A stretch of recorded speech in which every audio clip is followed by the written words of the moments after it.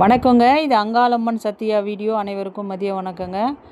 வர சனிக்கிழமை 16/5/2026 அமாவாசை போல் இருக்குது. இந்த முறை ஊஞ்சல் இருக்கும்னு நினைக்கிறேன். வைகாசி மாதம்லாம் இருக்கும்னு நினைக்கிறேன். ஊஞ்சலுக்கு போகிறவங்க இல்லை அம்மாவை தரிசனம் பண்ண போகிறவங்க போய் நல்ல விதமாக போய் தரிசனம் பண்ணிவிட்டு வாங்க. அமாவாசைக்கு மலையனூர் போயிட்டு வர்றதே ஒரு பெரிய சாதனை தாங்க. ஏன்னு கேளுங்களேன், பல தடைகள் வரும். தடைகளை மீறி அங்கே போயிட்டு ரொம்ப பல கஷ்டங்களுக்கு அப்புறம் தான் அந்த அம்மாவை நம்ம வணங்க முடியும்.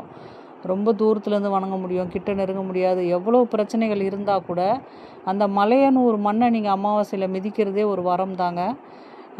சுடுகாட்டு, அதாவது இன்னும் சிறப்பு என்னென்னா, அந்த அக்னி கொளுத்தாண்டேருந்து அந்த அம்மாவை போய் வணங்குனீங்கன்னா இன்னும் சிறப்பு. அந்த அம்மாவே அந்த இடத்துலேருந்து தான் கிளம்பி போனா அப்படின்னு சொல்லுவாங்க. அப்படி இருக்கும்போது அக்னி கொளுத்தாண்ட அந்த அம்மாவை வணங்கிட்டு கோயிலுக்கும் போய் வணங்குனீங்கன்னா இன்னும் ரொம்ப ரொம்ப ரொம்ப சிறப்பு.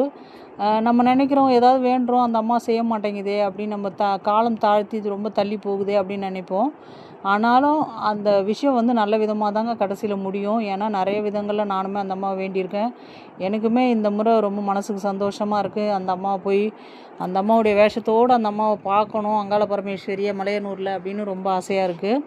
போன முறை ஊஞ்சல் இல்லைன்றதுனால கருவறை அம்மாவை மட்டும் நாங்கள் க்யூவில் நின்று நைட்டு ஒரு 100 ரூபா டிக்கெட்டில் பார்த்தோங்க. அதுவே ரொம்ப நேரம் ஆச்சு. ஃப்ரீ தரிசனமாக இருந்தாலும் சரி, 100 ரூபா டிக்கெட்டாக இருந்தாலும் சரி, அதே ஈக்குவலாக தான் போகிறாங்க.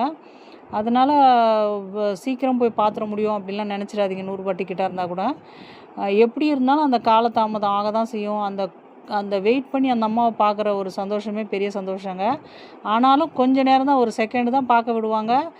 போங்க போங்கன்னு அனுப்பி விட்ருவாங்க. ஏன்னா போனவொடனே அப்படியே அம்மாவை பார்த்து கப்புன்னு அப்படியே முகத்தை பார்த்துருங்க. அப்புறம் வணங்குறது, கண்ணை மூடி வணங்குறது அதெல்லாம் பண்ணாதீங்க.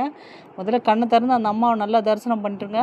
அந்த கோயில் எல்லைக்குள்ளே என்ன வேண்டிக்கிட்டு வந்தாலும் அது அந்த அம்மாக்கிட்ட வேண்டினதுக்கான அர்த்தம் தான். அதனால் நல்ல விதம் அந்த அம்மாவுடைய அலங்காரத்தை முதல்ல பாருங்கள். அதை பார்க்குறதே பெரிய தவம். நம்ம அத்தனை மணி நேரம் நின்னதுக்கான பலனே அதுதான். அந்த மாதிரி வணங்கிட்டு வாங்க. எந்த வேண்டுதல் வச்சாலும் அந்த அம்மாட்ட நல்லபடியாக தாங்க நடக்கும். எதுனா ஒன்று காலதாமதம் ஆகுதுன்னா அது நம்ம நல்லதுக்காக தான் இருக்கும். அதனால் வெயிட் பண்ணுங்கள், நல்லதே நடக்கும். அங்காள பரமேஸ்வரியை வேண்டினவங்க யாருமே கெட்டு போனதாக வரலாறு இல்லை. அந்த அம்மா எப்படியும் நம்மளை வாழ வைப்பா. நல்லது.